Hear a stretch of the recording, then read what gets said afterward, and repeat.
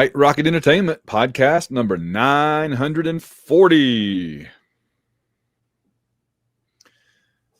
A bye week, a Bama loss, and the Hoops team came so close to knocking off number one. We'll talk about all of it and much more. The AU Wishbone is next. From Southern Illinois and Eastern Virginia, where the weather this week just seemed a little cool is all, it's the AU Wishbone podcast. John, how are you tonight? I'm well, Van. How are you?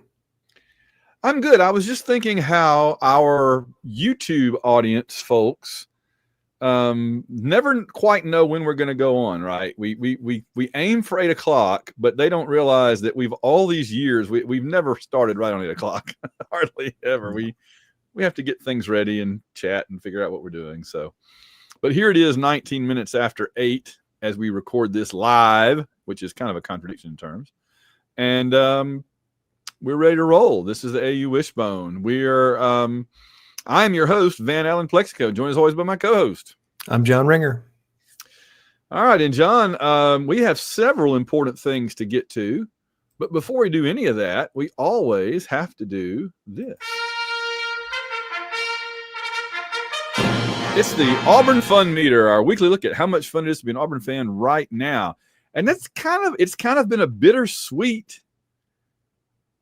This last week has been like those awful commercials where the sweet tarts like destroy the girl's car, but then turn it into a pineapple or something. You know what I'm talking about? No. If you don't know, you could consider yourself lucky. I mean, no football game. Football couldn't hurt me this weekend. That's true. And great basketball game on Sunday. Absolutely loved it. And so right this minute, it's fun to be an Auburn fan. It was really fun to be an Auburn fan on Sunday. So I'm like a 7.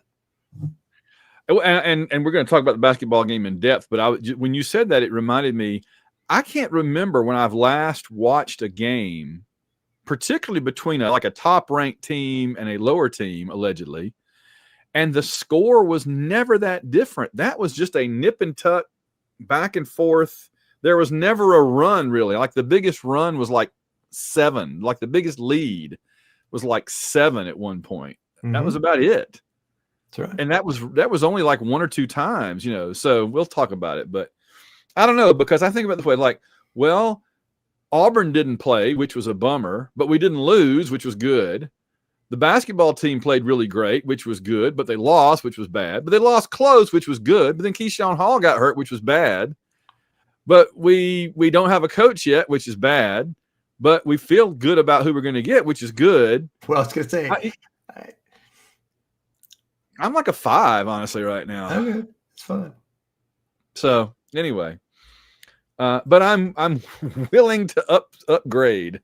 I'm willing to be upcharged for my happiness.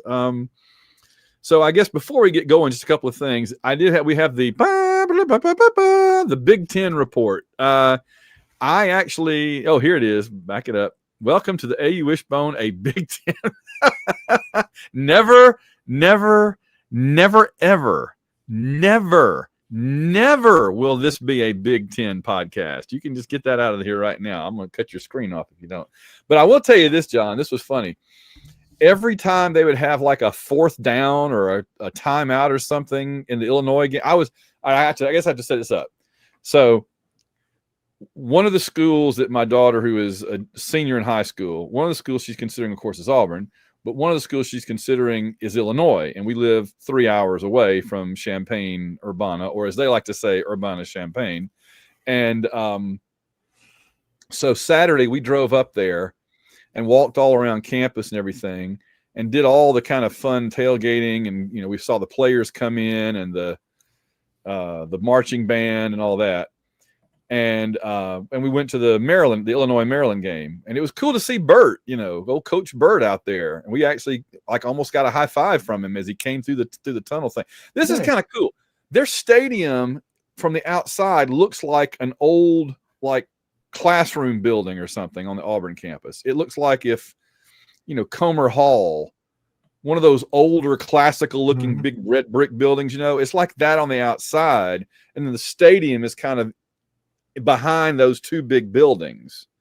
It's a strange setup, but there's like a brand new, nice state of the art, sort of like our football complex right next to the stadium. And they're connected by like bridges and walkways and stuff. And so if you stand on that area, the basically Tiger Walk, you know, is like a 10-foot hallway dash from the athletic building into the stadium. And so we just happened to be there, and people were lining up, and we're like, oh, they must going to be doing the Illini walk or whatever. And so, yeah, all the players came by within like if it was Tiger Walk, and the coaches and everything. That was pretty cool. And I had on my Auburn stuff, which I got so many double takes. That was the glorious thing for me, is I looked just like an Illinois fan, except if you read what it said, you know what I mean? And so people would look at me and look away and then look back like, wait, that doesn't say Illinois. I had the orange, because they're more orange. They, you know, we're blue with orange and white trim. Mostly Auburn is, I would say mostly. We do orange some, but mostly we're blue with orange and white trim. They really kind of 50-50 the orange and the blue. They really 50-50 the orange, like Syracuse does. You know what I mean? Like orange helmet, blue jersey, orange pants, orange shoes. They 50-50 the orange and the blue. So I have my orange Auburn hoodie, like the one the coaches have. Yeah. And man, they double took. They were like, what? My plan was, if anybody called me on it, I was going to say, what does it say? Oh, I didn't look closely enough in the store. Whoops. But here, when they would do like a timeout or a fourth down or something, I kid you not, this is the sound they would boom throughout the stadium. Well, you were prepared for that. Oh, I kept looking at my family. I'm like, I wish I'd brought a list of dad jokes. This would have been perfect.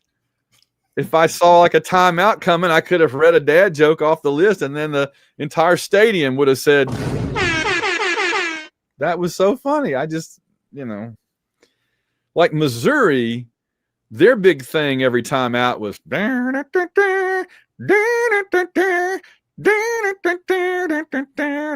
they play that thing over and over and over till you just want to kill yourself. But no, Illinois liked the dad joke horn. I couldn't believe it. It's crazy. But it was a neat thing. It was really neat. The best thing about their campus, you remember our trip to Arkansas where we felt like we were all going to have coronary events because their campus was like hilly, like walking into Mount Doom, basically. We needed elven rope to get up the hills and everything. Illinois campus is flat. The whole thing is like the bottom of a lake bed. So it was no strain whatsoever to get around on that campus. But it was really neat. So nice. I reckon if you get a chance to go and yeah, I could see where they didn't. It was not anything. I mean, it wasn't a big game, but they were not that excited. You know what I mean? Mm-hmm. I think, in fact, what impressed me the most was their marching band is really good. They have a very good band. Okay. It looks like ours, right? The same colors and the same type of uniform. So that was pretty cool. And they take a lot of pride in their band. And their band had their own section of the stadium just for them down low in the end zone, which I thought I'd never seen before. You know, ours are kind of like go into the corner with everybody else. But they had like these 2 or 3 rows across the very bottom that were totally separate from the rest of the stands, just for the band to sit there. Nice. Which was cool. So, all right.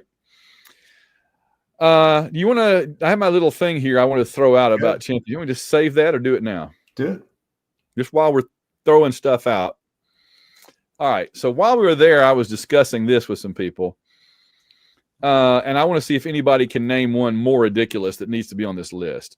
Because I was talking with some other people about national championships and, you know, how they used to be. Because they were talking about our 83 one that you and I talked about with David Wright on his podcast last week. And I was trying to explain the whole Miami thing in Nebraska and all that. Well, you know, I was like, that's not even close to the most ridiculous, bizarre national championship I can remember. So I didn't really put them in order, but in no particular, actually, you know what I'm going to say? I'm going to put them in this order. The most ridiculous national champion in my memory is Colorado. I think it was in 1990, splitting it with Georgia Tech. Yes. Because Georgia Tech, I don't know that they lost a game. They may have tied North Carolina or something randomly. But otherwise, I don't think Georgia Tech lost. Colorado had a loss and a tie, but they also had the 5th down game with Missouri. I think this is the same year. It is. And where they needed 5 downs to score, and the referees just miscounted. So technically, Colorado had 2 losses and a tie and still got the national championship. That's just absurd. To me, that is the most absurd. There's just no way that if they had the system like they have now, where playing the games gave you the champion, then I could see that working out, right? Because they would win. They'd win the ball game. But later on after the 5th down game. But if you have a system where people vote like they did back then, how do you vote for Colorado knowing they really lost that game? They didn't lose the game. Just like we didn't beat Oklahoma. It's the same. There are plenty of bad calls in all of the other national championship seasons of other teams. They're not as egregious as this one, but they're there.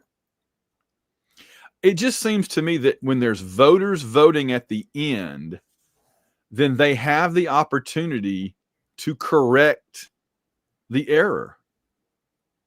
Just make them number 2. I think that's a very reasonable take. When it comes down to the end and you can vote for one of these teams, number 1 and number 2.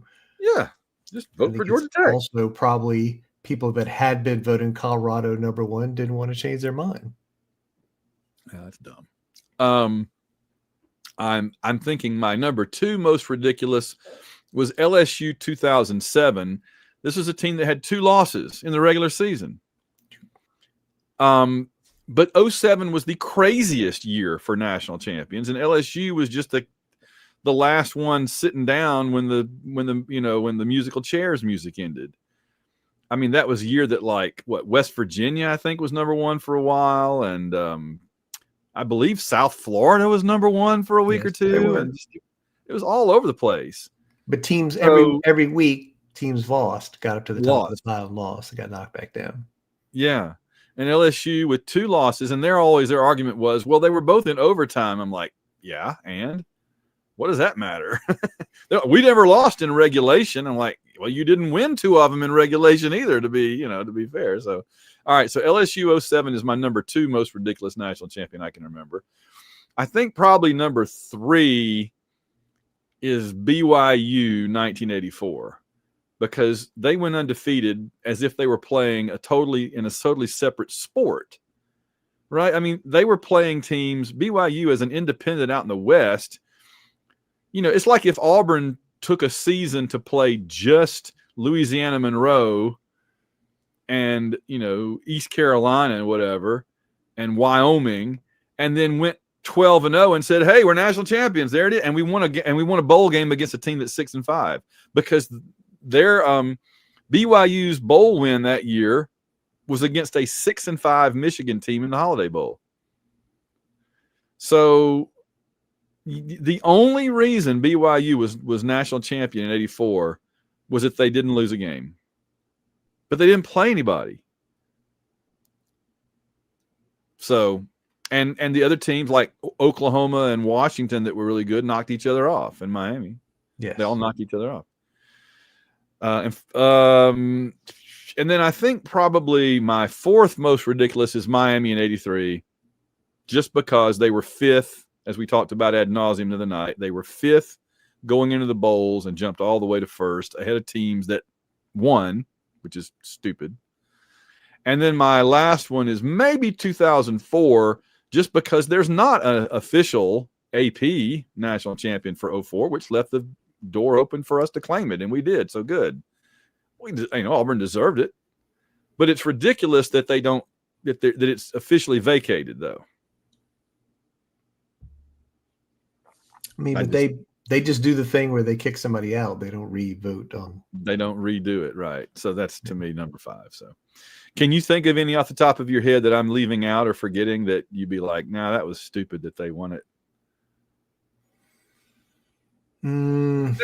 There were several years that Florida State was probably the best team at the end of the year, but had lost at like the first game somehow. Well, they had lost to Miami in a missed field goal situation, and they went 11-1 or whatever, but they were probably the best team on the field. Yeah, because then Miami would lose to somebody else, and then Miami would still end up being the national champion. Yeah. All right. Well, what is the latest? I'm sure people are really waiting to hear. What is the latest that you have heard on the football coaching search? I mean, still waiting to hear. We hoping to get somebody soon after the season ends, but I think I don't think it's a lot different, honestly, than it has been the last couple of weeks. Do you think it's different? Yeah, I think that they had a really wide net out before, it sounded like, and I get the sense just the last few days that people are getting the sense that and I mean, this may all just be speculation and echoes of speculation, but it seems like some of the more obscure or not serious names have dropped off, and we're really only hearing 3 or 4 or 5 names now.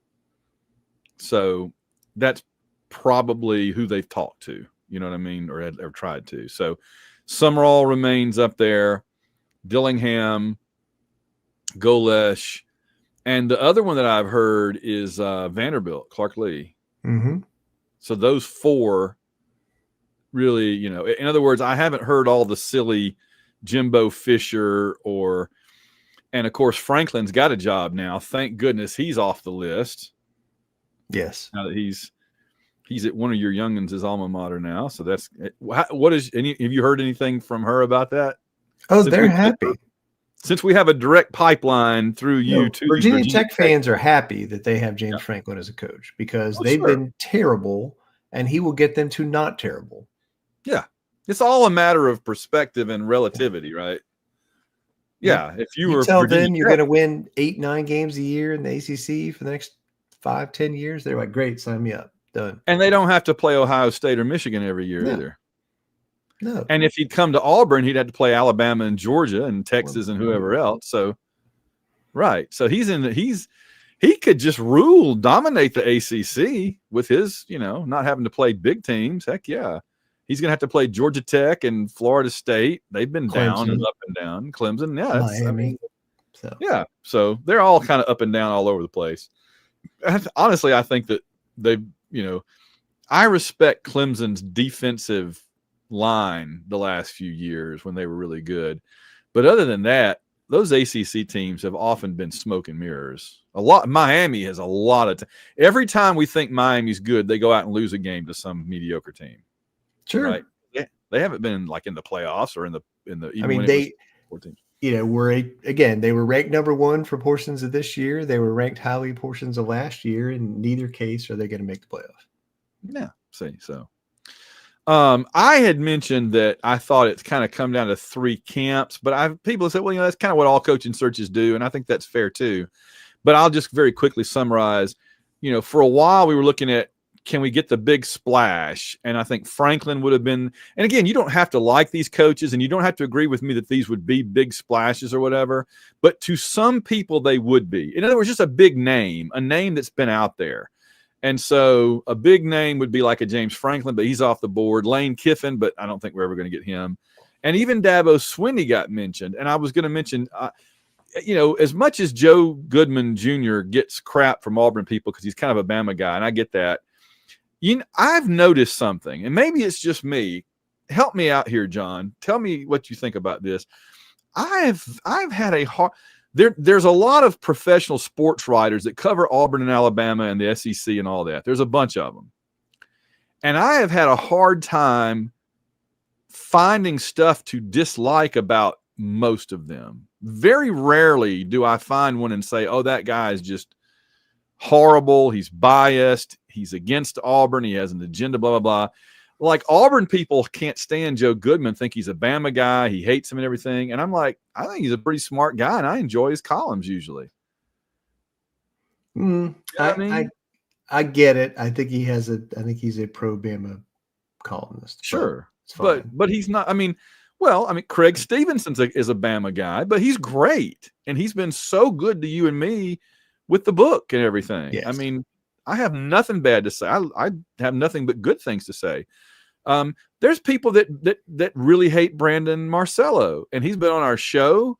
He's a Facebook friend of mine. We talk about movies and stuff. I think Brandon is a great guy. I just don't understand this visceral hate for people that I think they give their opinion, and if you don't like it, you hate it. Well, hate the opinion, don't hate the writer. I mean, I think a lot of people can't separate those two things. Yeah. I guess so. But no, I have a hard. I mean, I like just about all of them, and I respect their. I tweet at Joe Goodman Jr. once every month or two and say, "Hey, that was a really good column." And he's like, "Oh, thanks." All the time, because it is. He's very, he's not like Feinbaum, Feinbaum is entertaining, but I'll be the first to say he just stirs the crap, right? He knows what buttons to push to get people fired up, and and that's not very likable, and I don't like him that much for that reason, because he knows better. He's a smart guy. He knows exactly what he's doing. Oh no, it's an act. It is all calculated. Yeah, so. Right. Whereas these other guys, I don't think it's an act. I think they're just telling what they see. And I mean, honestly, I get mad at Kevin Skarbinski quicker than almost any of the others. And I think Kevin Skarbinski is a cool guy too. I don't have anything against him, but I think that, if you're going to ask me some Auburn, some reporter from the Auburn area that ticks me off a lot, it's probably him. And again, I think he's just being honest to himself, with his. So anyway, he said, Joe Goodman Jr. said Dabo Swinney made a lot of sense for Auburn. And my first thought was exactly what you're thinking and what everybody watching this is thinking, or listening to this is thinking, which is that's ridiculous. But Joe made a good case. He laid out how Dabo to Auburn would actually be a splash. And if Dabo, there's a big if, which is if he has turned the corner on this, I don't like NIL, I don't like transfers, So he's got 2 national titles. Yeah. Which is 2 more than anybody else on the list, but no. Yeah. If you want it for free, Clemson may fire him soon. Well, exactly. I know. That's right. Yeah. Who was the one though that Feinbaum did crack me up? He said, there's a coach. He said, just a few months ago, they were trying to lure him out the front door with more money somewhere else, and now they may shove him out the back door, and anybody could have him for free, basically. Who is it that's whose fortunes have taken a dramatic turn down in the last couple of months? I can't think who he was talking about, but I thought that was pretty funny though. Then there's the keep what we have contingency that seems to really, I know, I'll get to it. That seems to like DJ Durkin. I just find this somewhat irrational because I don't know what it's based on. I like him. It seems to be, I like the cut of his jib, so give the entire program to him and give him a multi-year contract. And I'm like, why? And this is where I said before, if nobody else is trying to outbid you for a coach, you may want to pump the brakes, right? It's like when we hired Terry Bowden. Was anybody else trying to fight us to get Terry Bowden? When we hired Gene Chizik, was anybody else other than Iowa State that didn't want to lose him after 2 years? But even then, I think after 3, they'd have been like, "But you can take this guy." When over and over, we've hired coaches that nobody else. To me, that just seems like a red flag. If nobody else is like lining up to say, "Hey, why don't you come to be our coach instead?" and you're having to outbid them, maybe that's a bad sign. I don't know. I'm a big believer in like the market group intelligence and this kind of thing. So yeah, well, yeah. And then the other one that I skipped is the up and comer, and I'm glad I put it last because I think that's where we're going. A younger coach that's on the rise that can recruit, build a program, can be affordable, maybe has years of career ahead, maybe be the next Pat Dye. The minus there really is everybody keeps saying Billy Napier, another Billy Napier, another Billy Napier. It's like he has poisoned the well for every group of 5 coach. Oh, he's just going to be another Billy Napier. He's going to be another Billy Napier. So, but you laid out a good case last week before last, whenever it was, for why Sumrall and Golesh would both be in Dillingham. Honestly, I was not Dillingham at all, but you made a case that all 3 of them. Well, I mean, you said on this podcast last week you wanted a coach who could take a team to the playoff. Sure. One of these coaches on this list has taken a team to the playoff. One. Right. Yeah. Dillingham. Well, but I get the sense that what happened with Dillingham was kind of like Gene Chizik getting Cam Newton, where he got a really good quarterback that fell in his lap and they turned things around based on that. No? Okay, people on the podcast can't hear you. You got to speak up. No, that is not the case. I mean, he inherited a situation much worse than Hugh Freeze after Potato. Yeah. And in the second year, they were in the playoff. It's not a 1-year situation. Well, in the Big 12, but yeah.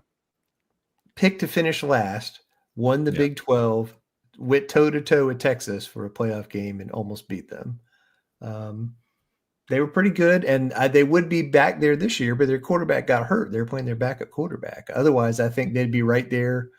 They beat a top 10 team already this season with much less talent. So I think he can coach. So is our money on Sumrall right now, but we think there are others that could sneak in? Sure. Yes. That's the smart way to bet right this minute. My big fear is like what Brandon said, which is don't overthink it. I feel like Cohen knows that he's got to get this right, and I'm worried he's going to overthink it. What does overthinking it mean? It's Sumrall or Dillingham, and you start going, well, wait, what if I do 3D chess? What if I go and get what's his name at Jacksonville State? But he's, or what if I go and get this guy, but that'll outsmart him this away. You know what I mean? And he overthinks it. He thinks it's too simple just to get Sumrall. Oh, that's what everybody thinks we're going to do. We got to be smarter than that. We got to get this guy over here. Let's go get this Wyoming coach, again. It worked in 1981, something like that. So that's what I mean by that. No, I get that. The other splash guy that people have said that I don't think we would hire, but you hear his name for some of these jobs, is Lincoln Riley. Yeah, USC. Well, he's moved around a lot. Once. Well, he went from wherever Oklahoma he was. To Southern Cal. No, he went from somewhere to Oklahoma, right? Wasn't he at Central Florida or somewhere? And then he went to. I think he was an offensive coordinator when he took the Oklahoma job. Oh, okay.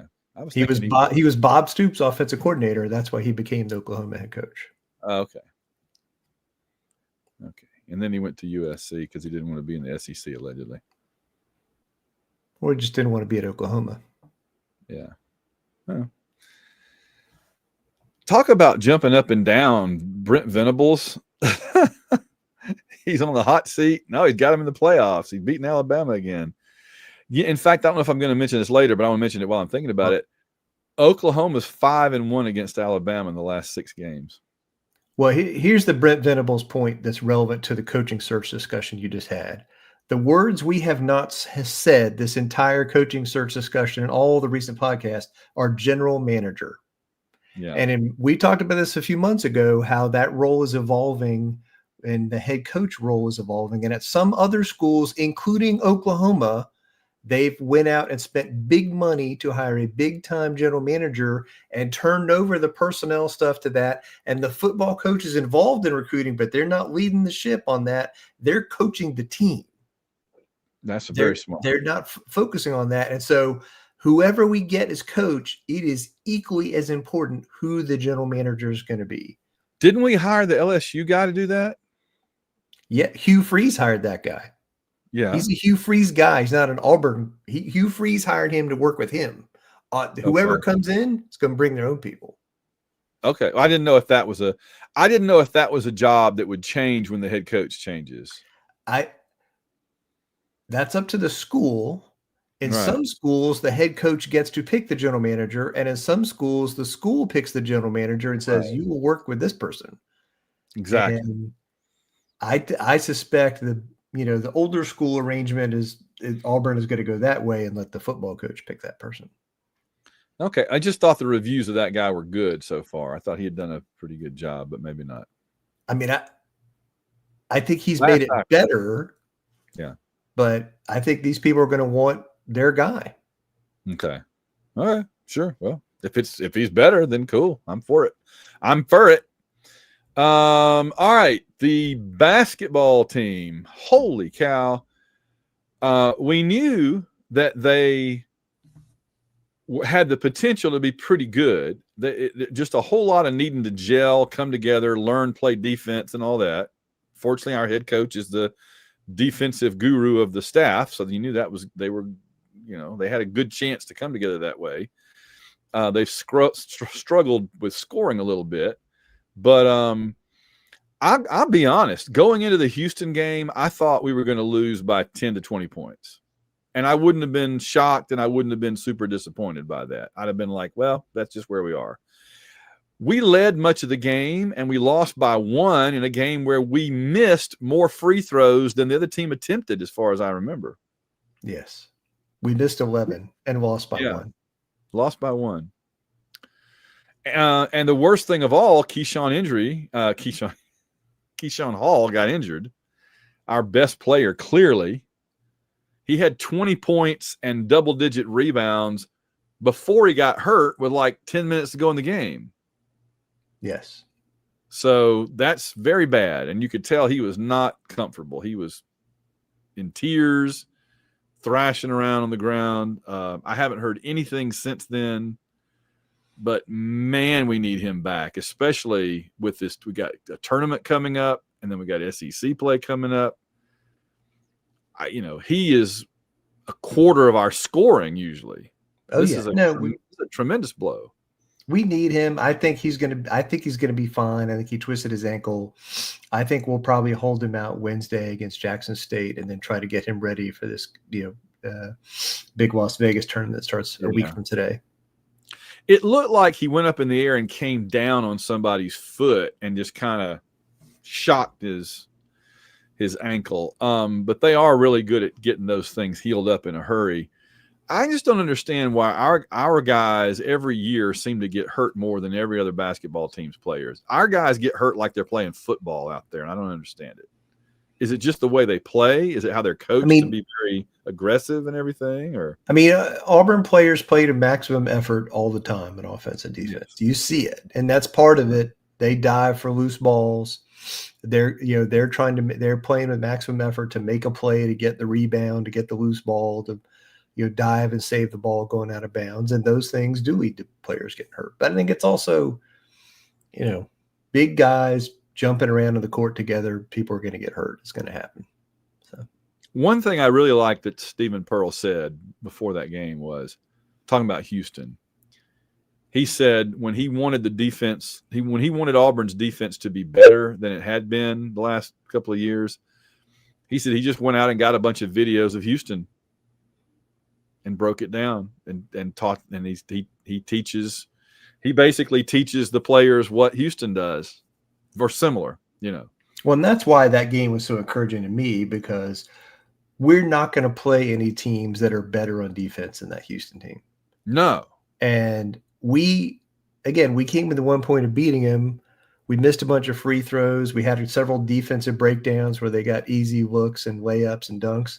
We, in the first half, they had no second chance points, and in the second half they had 11. So they got a bunch of offensive rebounds, got a bunch of putbacks in the second half. Mm-hmm. We also had a few turnovers. We took some poor shots at times. And so I think you put all those things together and say, Auburn has a lot to improve on, things they can control. and that this team will get way better.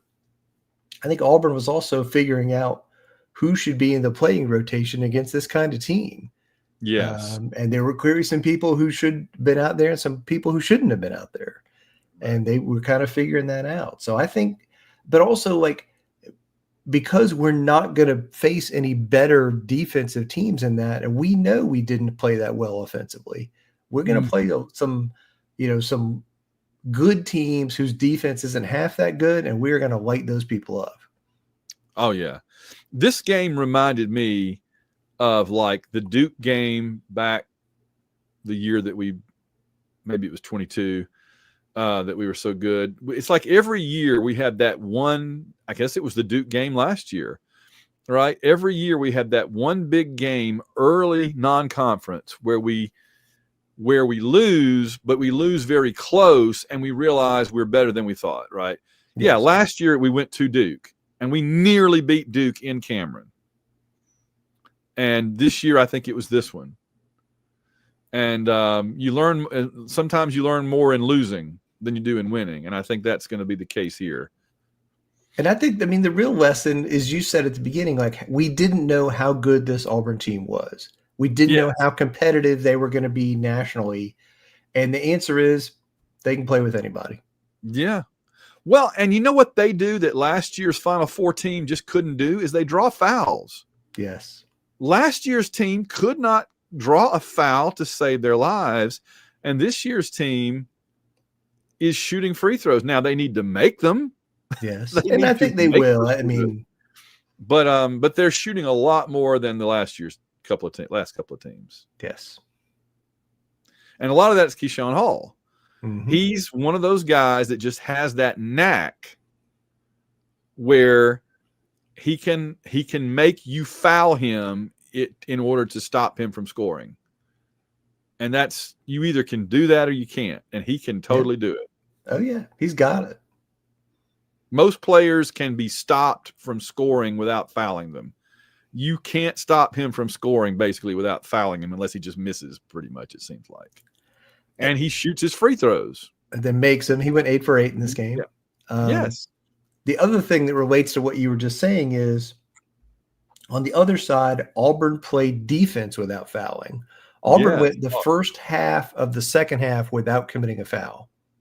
Yes.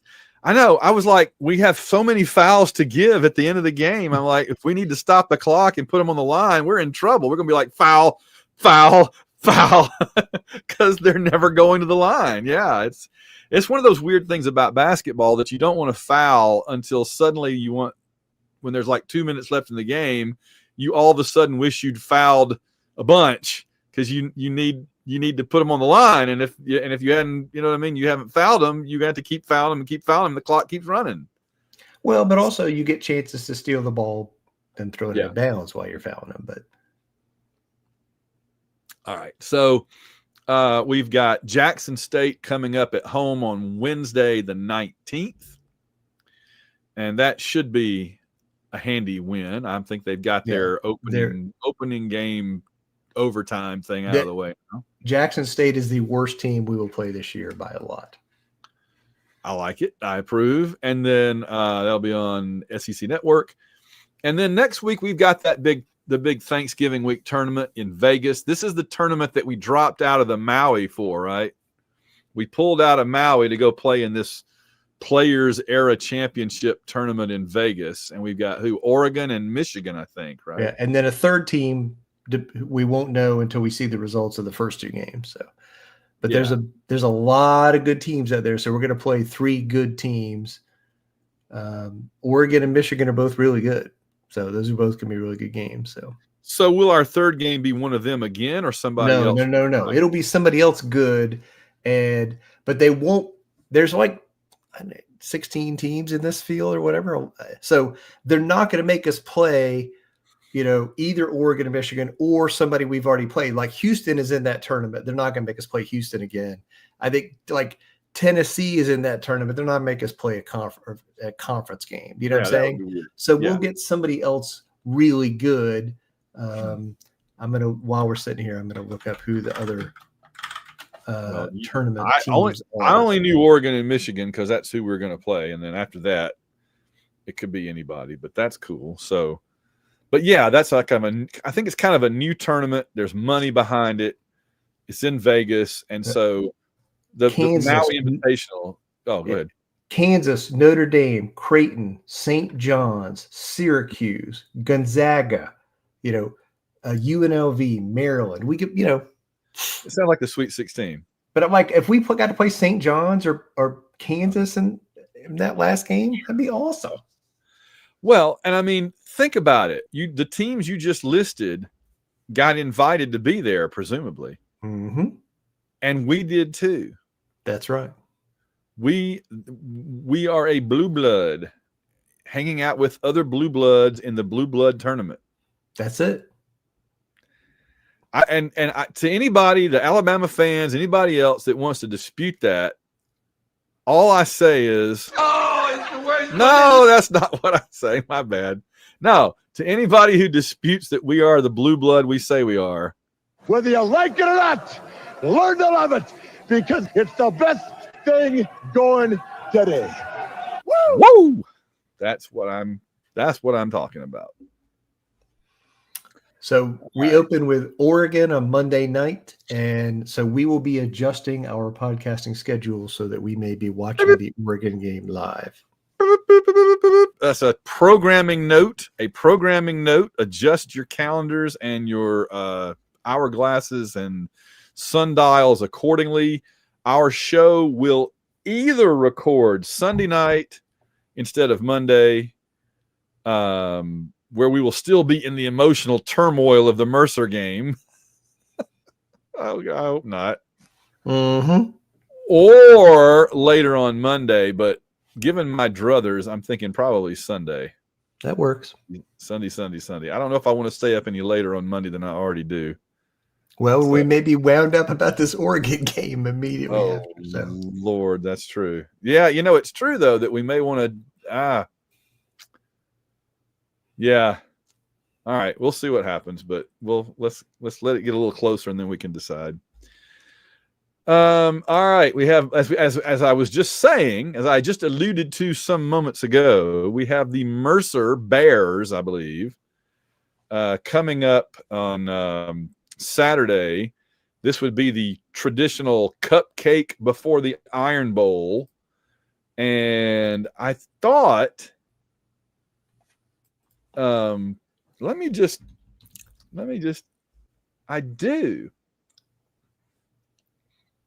I have a Mercer Bears hate week from 2022. Hit it.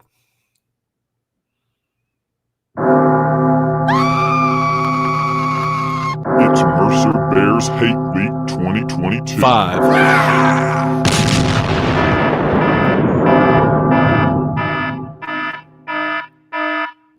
Yeah, in 2022, I was still just sort of breaking in the It's all good. That was gold right there. All right. That was the classic, where I was just using the same sort of thing every time before we brought in all the dialogue. Oh, speaking of dialogue from a hate week, you recall all the great dialogue I got from Landman earlier this season? Season 2 of Landman has just started on Paramount Plus. You're welcome. There's your public service announcement. I'm getting ready to dig in. I'm thinking Wednesday after class, I'm going to go to Papa Vito's and get me some toasted ravioli and extra sauce, and I'm going to get a big glass of sweet iced tea, and I'm going to watch the first episode of season 2 of Landman and just kick back in there on my iPhone, on my headphones, and enjoy that wonderful Italian St. Louis cooking and some tea while I watch Billy Bob going off. It's so good. It's so entertaining, that show. All right. So Mercer, that's a 1:00 Central. That's a weird time. It is 1:00 Central on SEC. That's like the time the '89 Iron Bowl was on the SEC Network Plus. How good is Mercer, John? And you've been kind of making me a little nervous about this over the last few weeks because you seem to think you have a higher opinion of Mercer than I was expecting. Well, I mean, I'd like to look at advanced stats, and in advanced stats, they're better than Ball State or South Alabama that we played earlier this season. So they will, I'll go with look. They're probably closer to Baylor than some people would want them to be. Oh my gosh! Don't say that. They lost their first game of the year. They won 8 games in a row. They have not played a Power 5 opponent this season.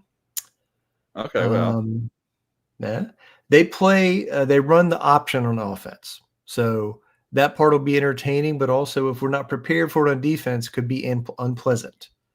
I feel like if you're running the ball at our run defense, that actually works in our favor, even if it's the option and it's a little tricky and whatever. I would say the option is its own thing, and it's not like regular spread run game stuff.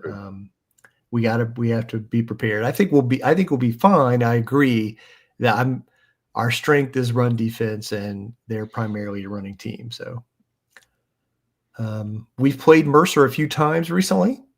In 2022, at the Hate Week you just played, we opened with them. We beat them 42-16. In 2017, we beat them 24-10. A little closer than we wanted it to be. And I found out preparing for this that Mercer is 0-13 all time against Auburn, but 11 of those 13 were pre-1922.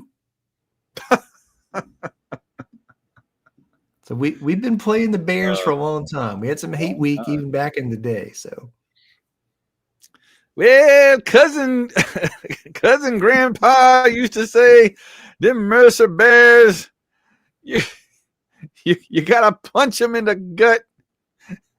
You gotta hit them with an axe handle in the back of the head when they come in your yard at night. Can't let them bears sneak up on you. They go in your garbage. They're digging your garbage cans." I don't know. That's the team I always think that is the one that we had to bring in TJ Finley to save ourselves from. But that must have been a different team. Or was that them in 22? Maybe. No, you said we beat them pretty good in 22. I guess that was some other team. That may have been Georgia State. I think it was Georgia State before they were a 1A team. So, jeez. Well, in any case, they look pretty good. Yeah, they're good. I think we're going to beat them. We're going to be fine. The real discussion today was who's going to play quarterback for Auburn. Right. Now, make it clear why it's a question at all, because people don't always know. Sure, because our quarterback who played against Vanderbilt is eligible for a red shirt if he sits out one game. And so if he sits out this Mercer game, he'll be eligible for a red shirt. He could come back and play football for Auburn or for somebody else next year. And he wants to do that, and we would like for him to do that. And we're going to beat Mercer with him or without him. So it makes sense to do that. And also to give the other quarterbacks a chance to play. So the coach announced, Durkin announced today that we're going to play Jackson Arnold and Deuce Knight at quarterback against Mercer. I think it said a lot. What you can read into things.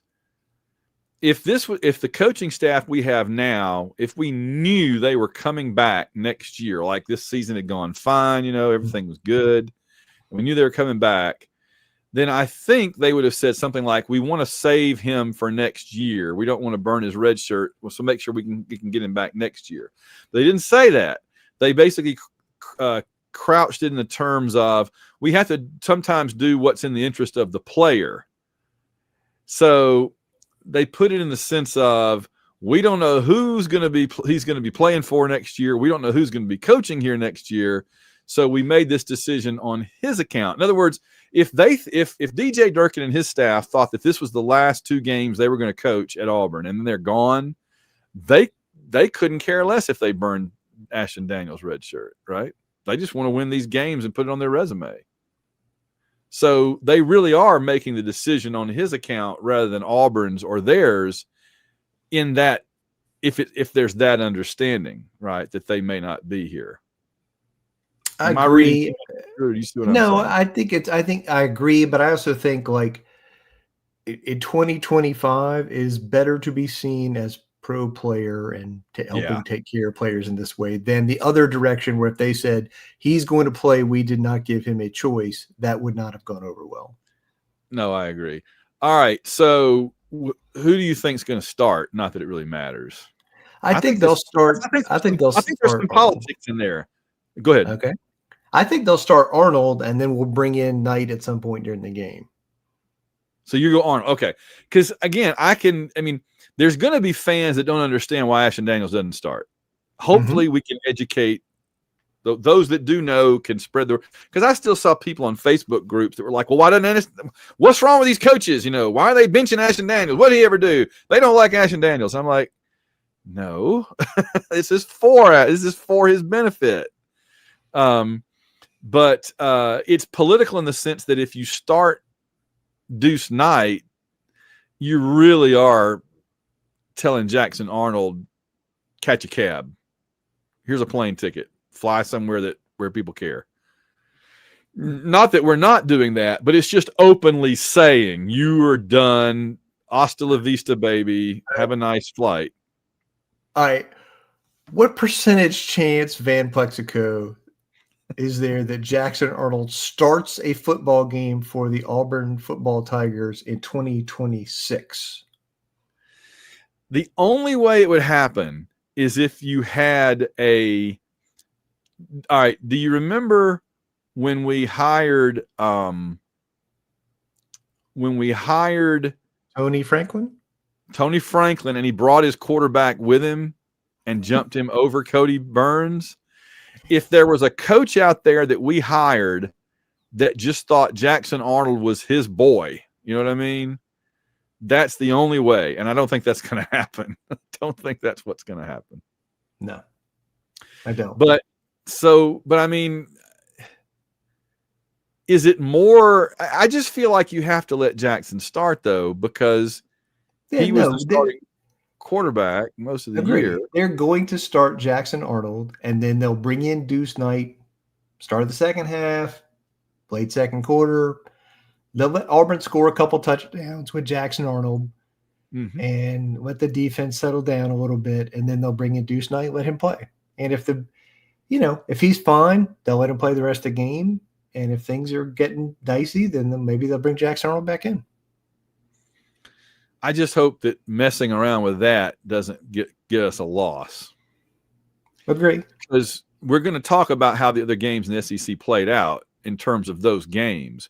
But in terms of Auburn right now, it's important to note that the Iron Bowl right now is set up just perfect as it can be when one team has 6 losses and the other has 2.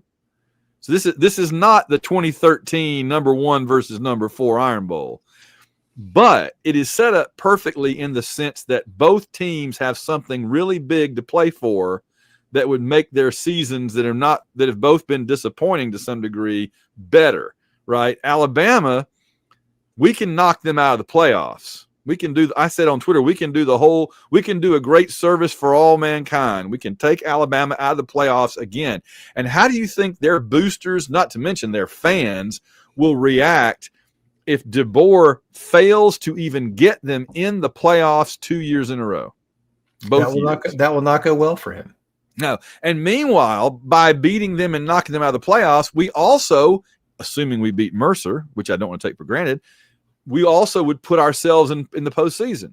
And again, a lot of Auburn people are like, well, why? Who even cares? Whatever. But you want to go to a bowl game. You want the players to get more practice. We have the opportunity to have a winning record even. And so I think I'm not going to cry bitter tears of disappointment and rage if we don't go to a bowl game, but to beat Mercer and beat Alabama, go to a bowl game, win it, and be 7-6 after being 4-6 would be a real step up and a step in the right direction, I think. So I think I would love for us to go to a bowl game for the players, for the morale, for the direction of the program, to get to see Auburn play another football game, honestly, as well as they're playing the last week or two. So there's a lot on the line. And let me tell you, you better believe the players want to. these players have not given up. They have not quit, and they'd love to play in a bowl game and get some, nice swag and get to go on a trip and be wined and dined and everything that they do in those bowl games. I know they do, and they want to have a chance for a winning record. So, and to beat Alabama. So there's a lot on the line with this Iron Bowl. But we've got to beat Mercer first. We have to. Yeah, you got to take care. This is the thing. You got to focus on what's in front of you, which is Mercer. So we're in position to do what we need to do against Alabama. And who does Alabama play? I know you got it on here, but Eastern Illinois. Okay. You're not going to believe this. I was just at Eastern Illinois campus. Had their football team. A few weeks ago, because my daughter did they call it like Girls State or something. Yes. This thing where the top, these girls from all over the state come together and do like a model legislature type thing. It's kind of this interesting thing. And Mira was there and she did it, and I had a great time and all. And that's a neat little campus. It's like it's like Judson or Huntington or one of those, Jacksonville or something, Troy, one of those type of places. So I just thought it was like, oh, Eastern Illinois. I remember that name. So that's pretty cool. All right. What's the latest on the college football pick'em? Oh, did you have a thing here about Alabama or something there that I missed? No. You said the Alabama stuff we need to say. Oh, okay, good. All right. We're just finished week 12 of the college football pick'em, where a large number of patrons are competing against Van and I and Boris to see how well they can do. And I generally give the week by week highlights. One team got all 8 games right this last week. One team out of the entire pool, and that was the team name is I Don't Speak Italian. Great team name. And about 15 teams got 7 correct. Not including Van and I were not in that group. Still some great team names in there. Come at me, I'm a man. Picks made under duress. Protect this house. Come after me. Sorry. That's it. Protect this house no longer. Thought that's pretty good. Yeah. And as always, dulcet tones of Philip Marshall.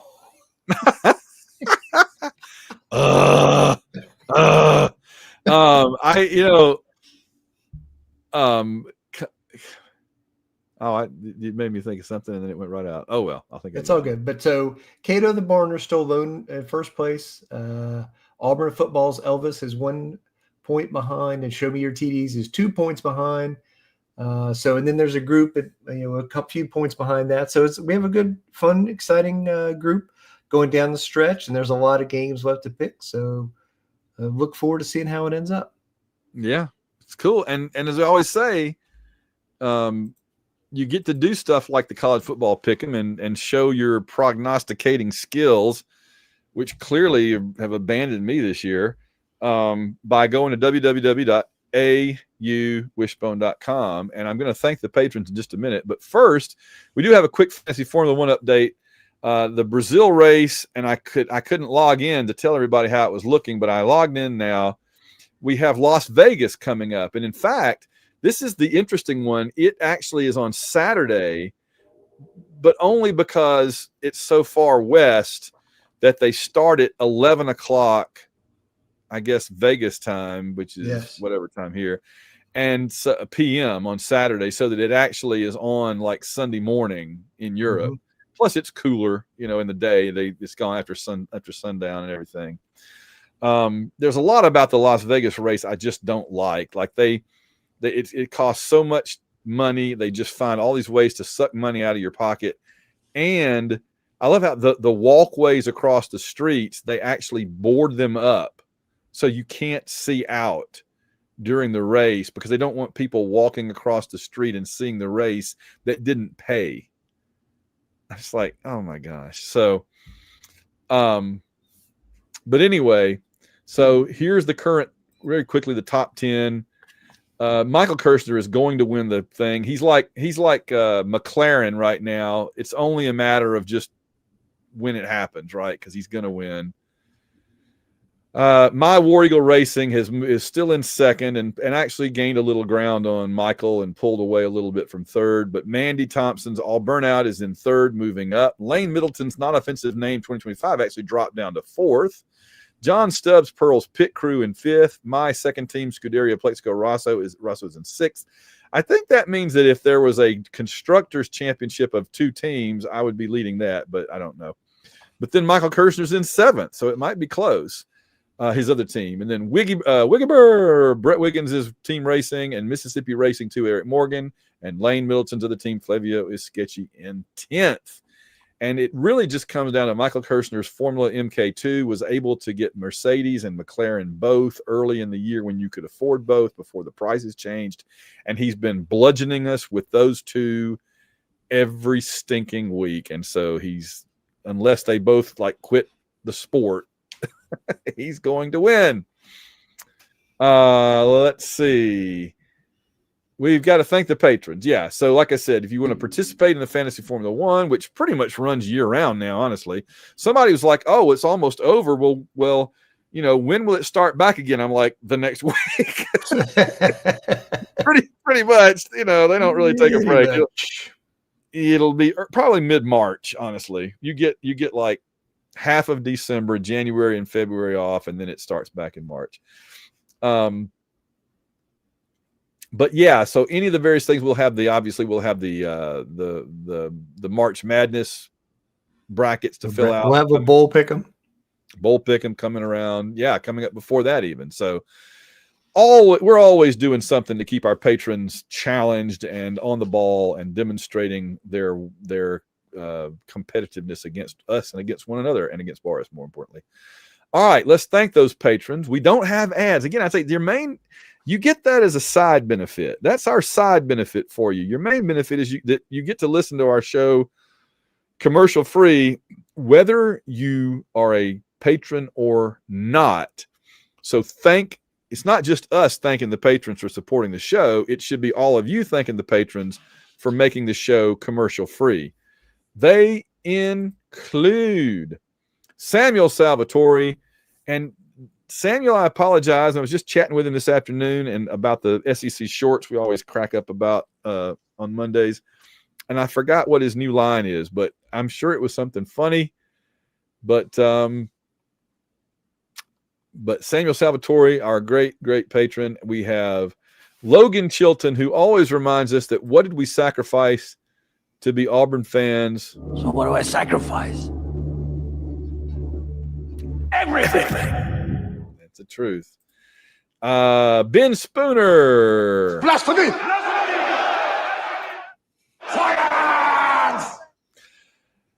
Carl Von Drunker, Chris and Clinton Stewart, Mercer Hate Week 2025. Well, we did play the 2022 in a while ago, so Earl Ricks, Phil Amthor, now giving Van and John a break from the no sound clip since the dismal years are over, I hope. Well, you say that, and I say... God Wilson! But what I honestly say is... Someone knows. God knows. Yeah, that's the truth. Richard Stevens, Steve Trawick, Ann Pridgeon, Shane Bailey, Susan Trawick, William Carr. Oh, that's Willie Cardin, of course. Matt Flowers, Play It Again, Van, and I think that would be the... My head hurts, my feet stink, and I don't love cheese. That kind of morning really was that kind of night. Gary Grant, a.k.a. AU fan at KSC, William Morgan, Bradley Blackman, John warned us about Hugh Freeze. Hey, you got it right there in the patrons now. Michael Kirshner, who's about to be our Fantasy Formula One champion. I think you can just go ahead and give him the trophy now. If Carol Shelby could see Alabama fans. I don't speak Italian, but he ain't happy. Oh, they ain't happy. David W.D. Salmons Esquire, Harry Zagger, G Money, Rich Reimer, Steve Harlan, Wes Atkinson. You know what we are? I mean, they just say that we're some dogs, honestly. Again, yes. A few more patrons, then back to the authorities. Catherine England, no one fights like Gaston. War Eagle always. Mickey B. The Three Monkeys, making the cover the eyes, cover the ears, covering the mouth. I'd forgotten that there's a scene like that in Planet of the Apes until I saw a thing about it the other day on like a news clip. I was like, oh yeah, that's pretty cool. Theodore Geary, Winston Body. I've somehow cut my finger and I'm spewing blood like Julia Childs on that Saturday Night Live skit.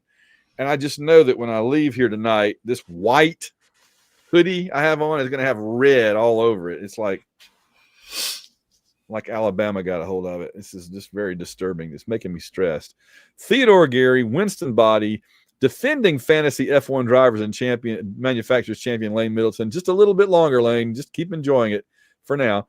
Brandon Smith, Daniel Odom, Rhodesian Mudflap, H-Town Danny, WD Richie just wants to run a normal offense with the talent we have on offense. I know, I hear you. Chris Hilton, Ben Bloodworth, Bob WD Salmons, Auburn University debate team 74-75, and current sleazy shyster. Sound like he had good training for that job. Algo, Rhythm and Blues, Rusty Owens. Goodbye, Hugh. Goodbye, Hugh. Luther and Kelly Ottaway. It's like there's like a 70s rock song that would go really well with that line. Goodbye, Hugh. Luther and Kelly Ottaway. I amputate. Oh, here we go. Let me get ready. I can already see this one coming. I amputated a man's toe and replaced it with a prosthetic made from breath mints. I gave him a tic-tac-toe. That's just so bad. That's just so bad. It's so dumb. Somebody said that there were 5 ants that got together with 5 other ants to rent an apartment so they could be tenants.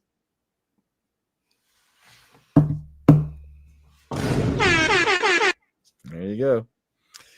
That's as good as any that have been on here, to be honest with you. Come on. Woody the Jag. Oh, I missed one. Todd Robinson, a.k.a. undisputed 2012 doubles badminton intramural champion. Just keep putting your resumes on here, folks. Woody the Jag, official 2024 Bowl Mania champion. Chad McDowell, Auburn football's Elvis. Wade Ward, Reynolds Wolf, Philip Martin, Jeff Hunter. Who is Frosty's favorite ant? Antarctica. Wow. We are just like setting comedy back centuries tonight. Timothy, Russell Milling, Randall Walker, David Simpson, Josh Teal, Tony Perry, Rob Morgan, Patrick Williams says the AU wishbone is simply... Whether you like it or not, learn to love it because it's the best thing going today. Woo! Shannon Butson, Construction Tiger, Papa Todd, Cato the Barner, Stephen Houston, Kevin Mahan, Blake Heron, Sarah Hines, Sasquatch, 6-time hide-and-seek national champion, says hire Durkin and get out of the way. On the field results matter. All right, good job, Squatch. You got it all in there. Tim Pittman, Boris the Tiger. What? Charles Mooney, a ghost walked into a bar, and the bartender said they don't serve spirits.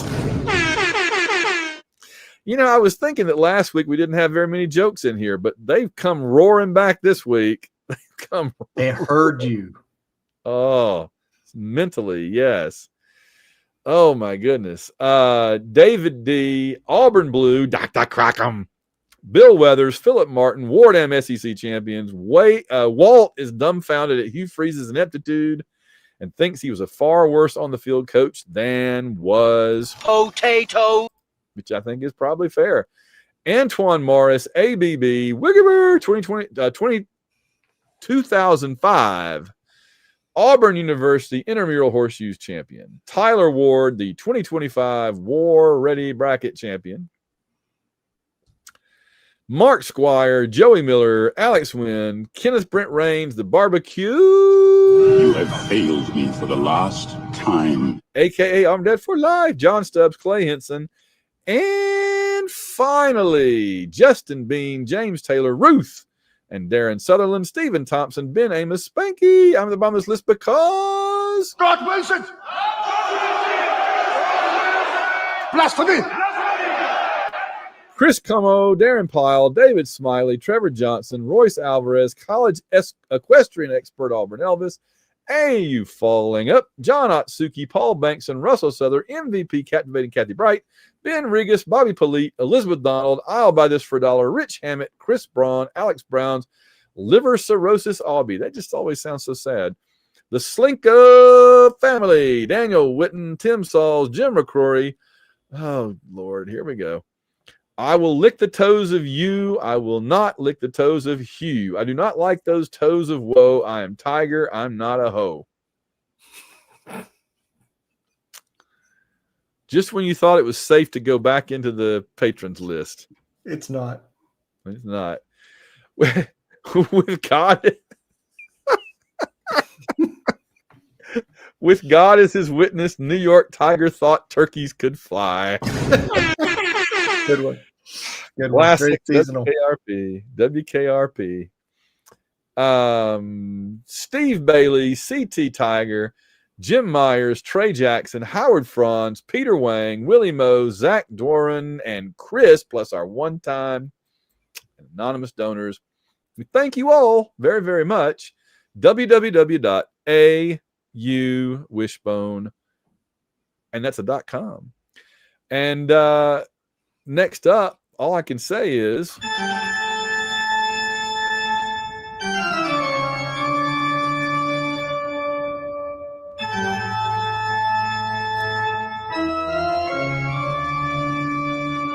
coming up, we have listener questions and a Big Ten podcast. But first, it's time for our weekly occasional look at the knuckleheads, miscreants, and ne'er-do-wells that collectively constitute this week's worst coaches in the world. Wasn't sure you were going to make it then. It's always a challenge. It's always a challenge. Samuel Salvatore, our great patron, suggested this week we have to call Kalen DeBoer the worst coach in the world because they can't run the football, they can't beat Oklahoma, and it was their first loss at home to an SEC team in a while. He says maybe LSU 2019. I agree. We put DeBoer up there on the list, and he's 0-2 against Oklahoma, and Oklahoma beat them in Tuscaloosa, not in Norman, and Oklahoma didn't have to cheat this time. And man, let me just tell you, the Oklahoma fans melt down on Twitter every time I call them cheaters. You know what? You're a bunch of cheaters. Deal with it. It's facts. Also, I'm going to say Shane Beamer gets to be worst coach in the world. You had a 30-3 halftime lead at Texas A&M. How do you not either add to that or stop A&M once? Feinbaum said that's who I was thinking of. That's who I was thinking of a while ago. Feinbaum said that by losing that game after being up 30-3, Shane Beamer was simply a loser. He said that before the season, there was thought that he might end up going to Blacksburg at Virginia to take over for Virginia Tech from his dad, a few years ago. Said now the only way he's leaving South Carolina is being kicked out the door and summarily dismissed. So Kalen DeBoer and Shane Beamer, you are this week's worst coaches in the world.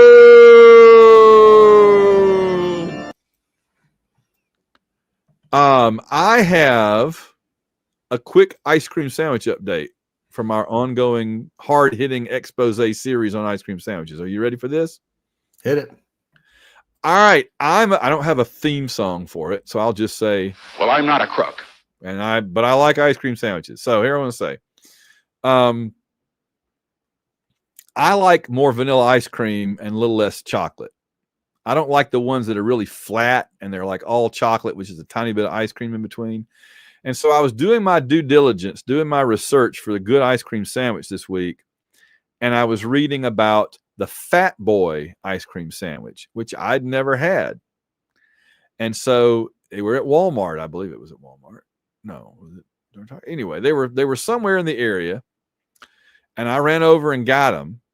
and they're little squares, kind of like those Klondike ones, They're little squares, but they're like this thick. Where I'm bleeding everywhere. They're like that thick. A lot of ice cream. And and I've enjoyed 2 of them, but I'm rationing them out. And at dinner tonight, I said, yeah, they're really, really good. I'm rationing them out so they'll last a long time. And my wife and my daughter looked up and looked at each other and were very chagrined. And I'm like, what? And they're like, nothing. You're rationing them out. Yeah, you're going to make them last a long time. And I'm like, yeah, aren't I? And they were looking like, maybe you're not. So I think they've been into my ice cream stash, John. And that ain't cool, man. Stealing a man's ice cream sandwiches is a felony in this country. But anyway, Fat Boy ice cream. Yes. Oh, stealing a man's ice cream sandwiches. Blasphemy! But I just was like, All will be settled. oh, yeah. All will be settled. You steal my ice cream. Do yourself no injury. Other men are always good for that. That's right. And then if I catch you stealing my ice cream sandwiches, Assemble the army! So Fat Boy gets a 10 out of 10. Fantastic. I just wish they were longer. I like the little squares, but I kind of want to get 2 of them and glue them together. But then it'll be like 8,000 calories. So I probably don't need that in my life. But anyway, there is your ice cream sandwich update. What is your go-to ice cream sandwich, John? A Klondike. All right, I might have to try them then. I've heard mixed reviews on them. Like the ice cream is like fake ice cream, very, very like watery, like ice milk kind of stuff. But I enjoy it. All right, I'm gonna try them out. Try out the Fat Boy. You may not ever go back. And with that, I think we need to ask Mira to gavel us in. Thank you.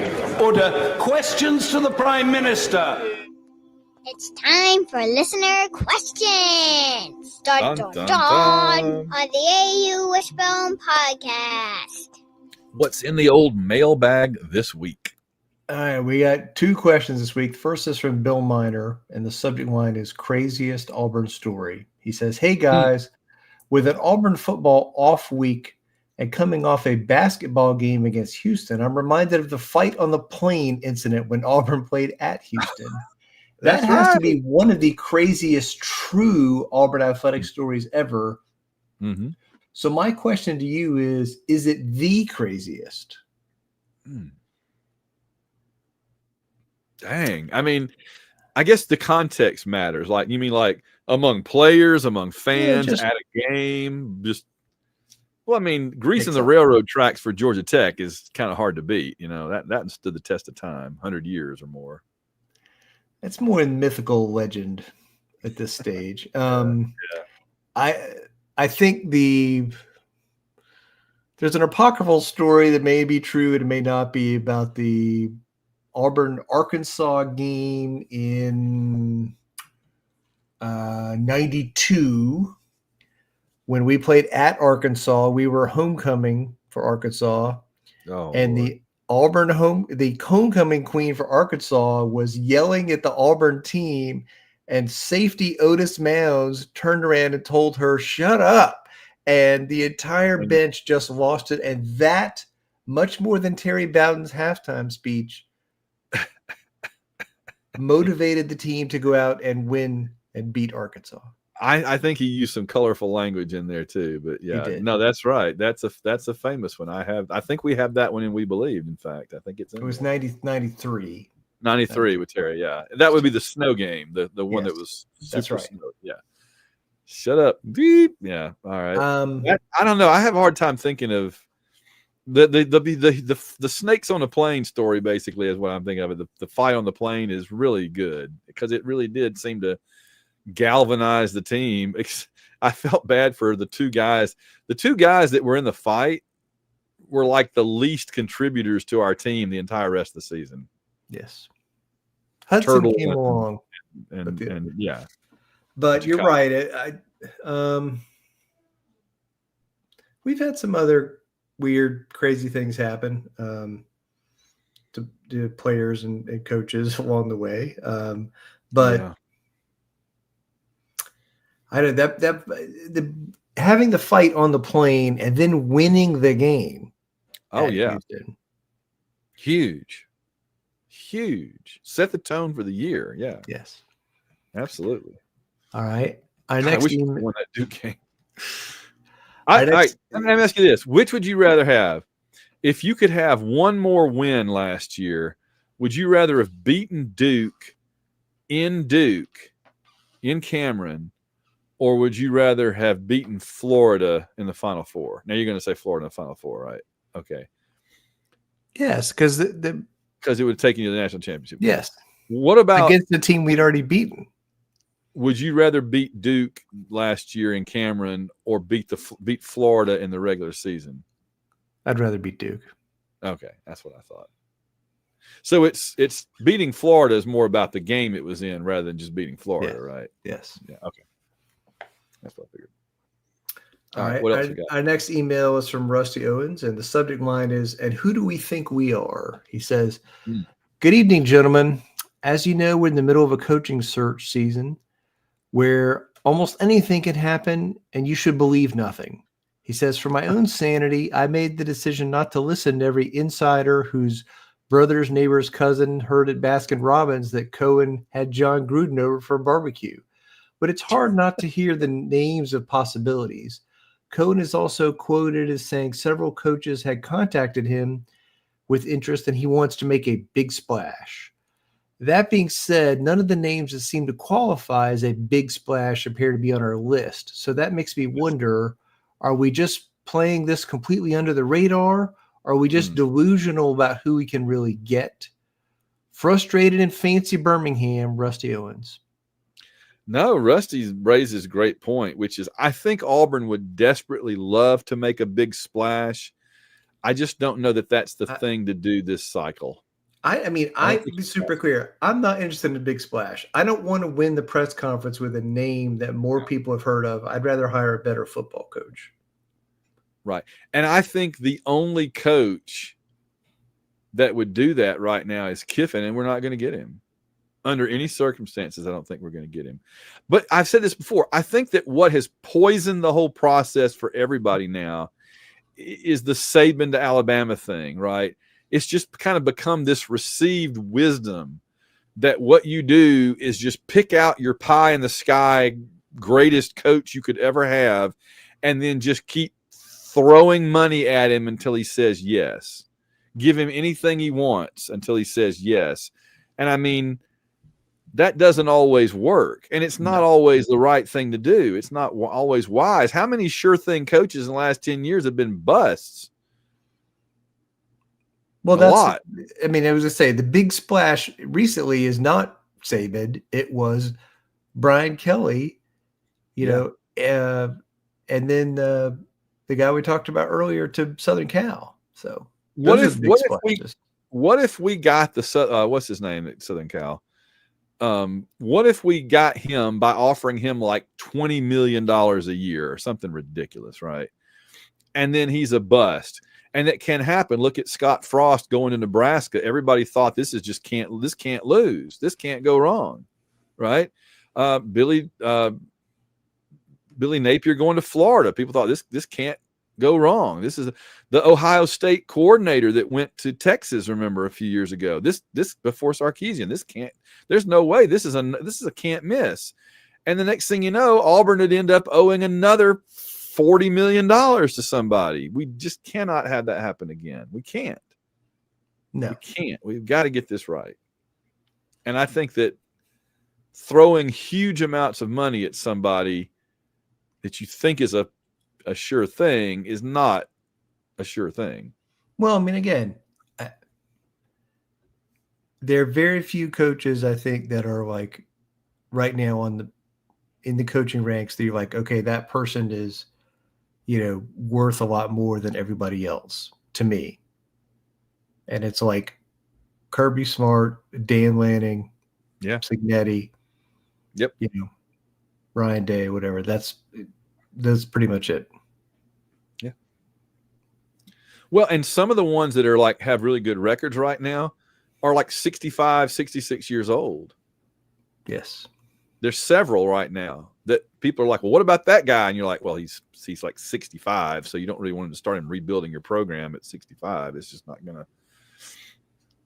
Ain't nothing wrong with being 65 or whatever, but you ain't going to be around that long. You're going to be doing this again really quickly. So maybe aim for somebody a little bit younger than that. I don't know. I agree. No, you're right. Those were good questions by Rusty. Yeah. All right. That it? That's it. Take a look around the SEC. One of my favorite segments of our show now as we get toward the end. We had just this. It was 30-3 at halftime. So I was just in shock. We were at the Illinois game, watching the Illinois game, and I kept looking at my phone at the little score app thing, and that number just kept getting bigger and bigger. And I'm just like, what? I couldn't believe it. I couldn't watch the game because I was in the football stadium having a hard enough time just getting data, at all. But I was thinking they were putting the wrong numbers in. I'm like, that can't be right. But then in the second half, I got confirmation it was right. And I'm like, well, here comes A&M. This could be their comeback, right? This could be their 24-7 at halftime, 24-0 right before halftime game. And it is. But, I mean, you know what, though? The thing that gets me, though, is it highlights how special that 2010 season was for Auburn. Their comeback was against Alabama, where we went on to go undefeated, win the national championship, and win the Heisman Trophy. And Texas A&M could still do a lot of that, but it didn't. It came against South Carolina, not against Texas. If they wanted this to be perfect, then have Marcel whatever win the Heisman and have this happen against Texas, then this would have been their 2010. Yes, and they probably couldn't handle that. They could barely handle this. So, right. So, largest comeback in the SEC in 20 years. Wow. Yeah, and I noted Texas A&M never led the game until it was 31-30 in the fourth quarter. That's the first lead they had, and that was the final score, wasn't it? It was.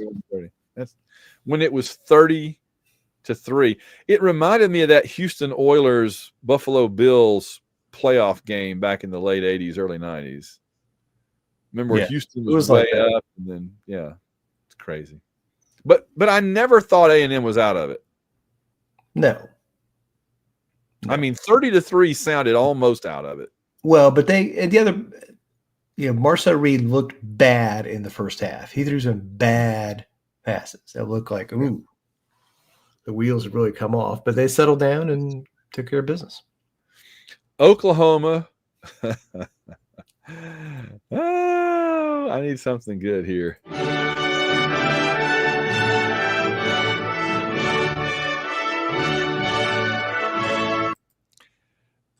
Oklahoma may well have put Alabama at a point where if we can beat them, they will not be in the playoffs. Oh, I love it. I skipped two games, but I'll come back to them. So, yeah, you had a post-game win expectancy thing. Tell me about that. So the post-game win expectancy was 95% chance Alabama wins the football game. So what that means is if you put the stats from this game in the computer, like play it 100 times, Alabama's going to win 95 times. But they turned the ball over, right? That was the. Well, they did. They turned it over. They made mistakes. Oklahoma took advantage of those mistakes. Alabama missed field goals. They threw interceptions. They dropped passes. And every time Oklahoma took advantage, Oklahoma's longest offensive drive that led to a score was like 39 yards.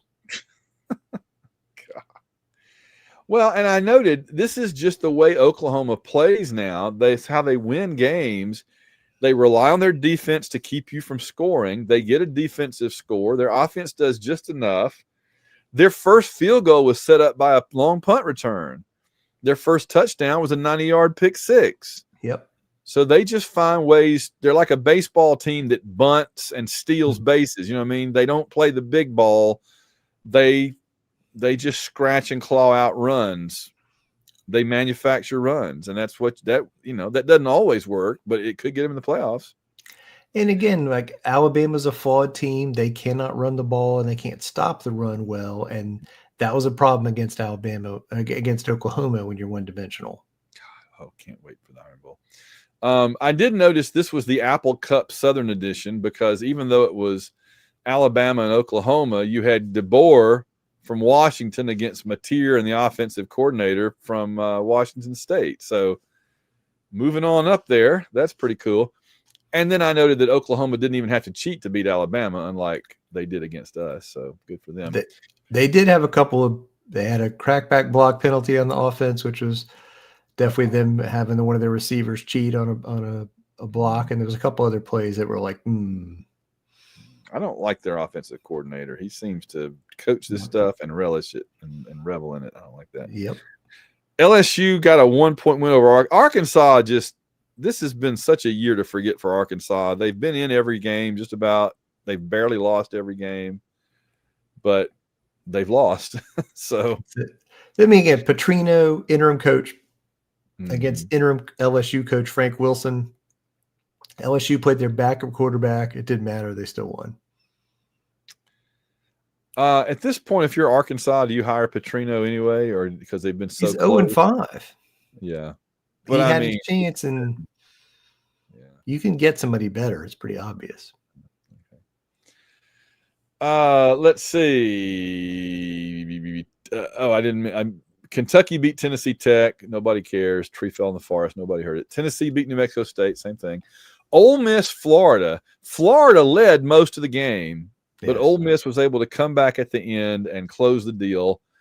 Just like Texas A&M, this could have been the week of two big upsets, the top two teams in the SEC, and the fact that Texas A&M and Ole Miss are the top two teams in the SEC, other than Georgia, is pretty horrifying. Georgia, by the way of since I mentioned them, beat Texas pretty badly, 35-10. What did you think about that? I mean, I think Georgia enjoys beating Texas. That they feel like Texas is a rival, so when they play them, they're going to go after them now. And I thought, Georgia plays. I think Georgia's a well-coached football team. They're really smart. This game was close in the second half. Georgia scored, onside kick, recovered, scored again. Boom, 14 points, just like that. It's like Kirby put the foot on the gas. They hadn't kicked an onside kick in forever, and they did it in this game and really took Texas by surprise. So took a page out of the Gene Chizik playbook. Mm-hmm. Who did we do that to? I remember Tuberville doing it, but I know Chizik and we Gus. do it in 09 against Alabama or no? Yeah, I think we did. I think we ran a reverse for a touchdown and then did the onside kick and came back. Yeah. Missouri beat Mississippi State. When will I learn? I keep picking Mississippi State every week and they keep losing, but they make it interesting. They keep making me think I keep thinking they're going to turn the corner. Yeah, you and their Mississippi State fans both think they're almost going to turn the corner, but they keep playing good teams and hanging around but not winning. Mississippi State this entire season has been like Auburn against Vanderbilt this season. They play really well. You're excited to see it. It looks like progress, and you lose. That's right. That's been Mississippi State. They're definitely better, right? Yeah. I mean, you look at that team; they're better. Oh yeah. Yeah, they're barely losing these games. That's 49-27, but that was one of their worst losses. All right. Tulane Watch 2025.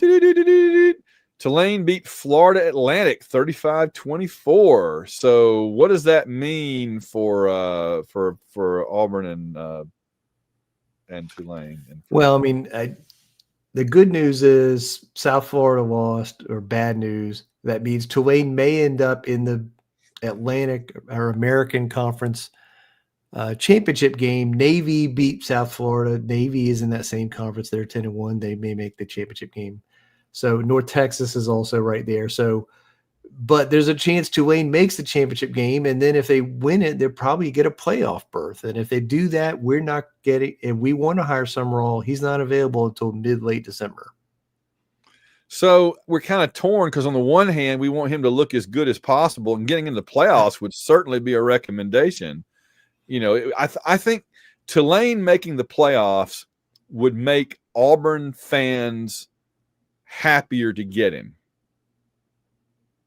But having to wait that long would be a handicap, a problem. Yes. Because you'll miss early signing day, and by the time you get him, the transfer portal will be days away. So I just assume they don't make the playoff and we hire him. Right. I'll be okay. I don't need the validation of Tulane being in the play. Because then there's a scenario. What if they win a playoff game in the first round? Then it's like January 1st before we can hire him. And then everybody at Tulane's like, oh, this was the greatest day in school history. Let's offer you a huge contract to stay. Throw money at him, yeah. Or some other school, or there's some other schools like, man, we should hire that guy. Mm-hmm. That's true. I guess we should hope our potential new coach fails quickly so that again, I don't need the validation of either one of these things. I think he's a good coach. So I think that you're not everybody's like you though. I think that would help. All right. So we'll keep an eye on Tulane and the other teams in that conference. It's always fun anyway. And then coming up next week, finally in our last segment here, Arkansas at Texas is the 11 o'clock Central game on ABC. Arkansas at Texas is usually a fairly entertaining game. Tennessee at Florida.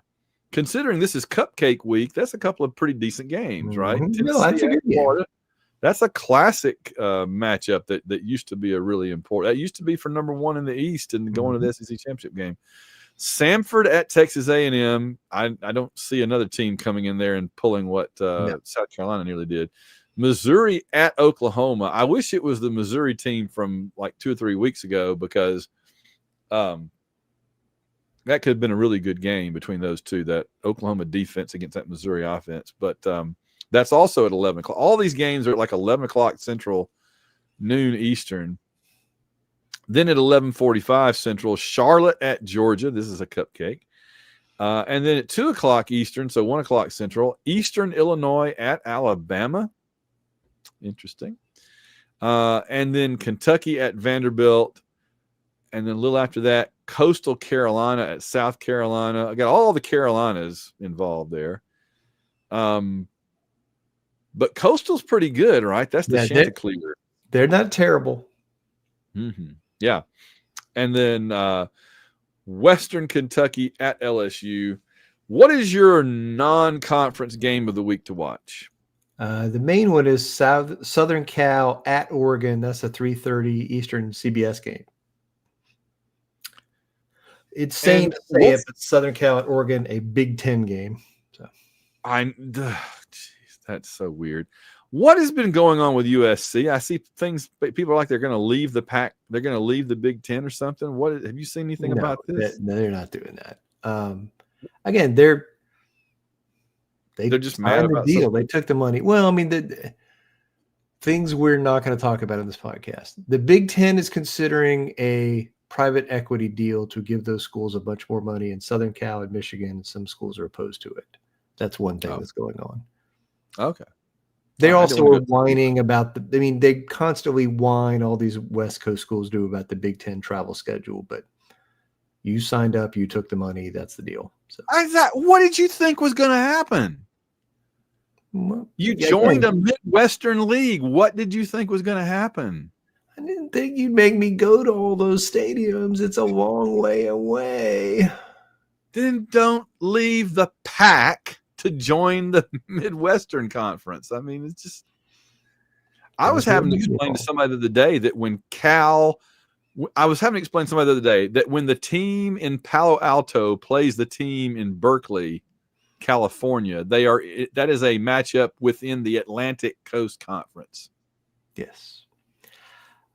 My other non-conference game is the Pittsburgh at Georgia Tech game, 7 p.m. Eastern. That'll be an entertaining game and with some ACC championship game ramifications. So I'm continued to be shocked at how good Georgia Tech has been the last couple of years. Right? That's why I think that guy should be on our coaching list, because I think that he is legitimately really good. Well, I know a couple of Tech. I know you know several Tech people. I know a couple, and they were like, no, he will never leave Georgia Tech. He loves Georgia Tech, whatever. And I'm like, well, you don't know. You say that. Again, that's all great. Mama called, he came, but he was the bridge coach when they fired the other coach and they hired him off the current staff because they got him for cheap. Okay. We're dying to have this guy be the head coach. Georgia Tech does not have a lot of money compared to a lot of their ACC schools. And it's great to say you love Georgia Tech, but when Auburn or somebody else is offering $2 million more per year, then we'll see how much love is worth. I just remember Alabama hired Bill Curry away from Mama. That's right. So wouldn't be the first time. So nope. All right. We have reached the conclusion. I'm so proud. We covered a lot of ground tonight, honestly. We didn't have a big Auburn game to cover, and we still covered a lot of ground and went an hour and 40. So basketball, ice cream sandwiches, coaching search. These are the things that matter in life. What that is that what well, crush your enemies, see them driven before you, and to find the best ice cream sandwich. This is what is best in life. And I think we've done that. So I think we can wrap it up at that note then. Well, I have one more note then, man. Okay. Alabama lost. That means there's only one way to end the podcast. Just laughter? Hit it. Well, laughter and then how could I ever forget?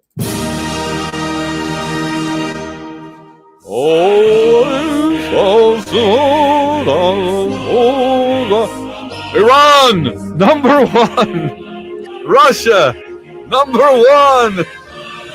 Bama, not number 1. 2 losses. Politburo unhappy. Launch all nuclear warheads now. Send Dabir to Siberia.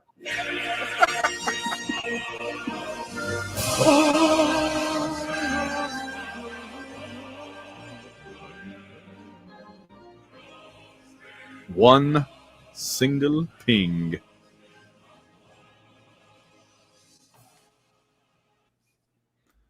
War Eagle, John. War Eagle, man. All right, that was good. We're out. Whoops. I guess that hits the stop button, don't I? There we go.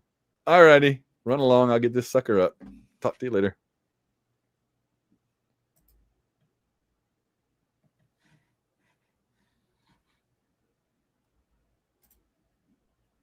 It didn't stop. What's it doing? Oh, sorry.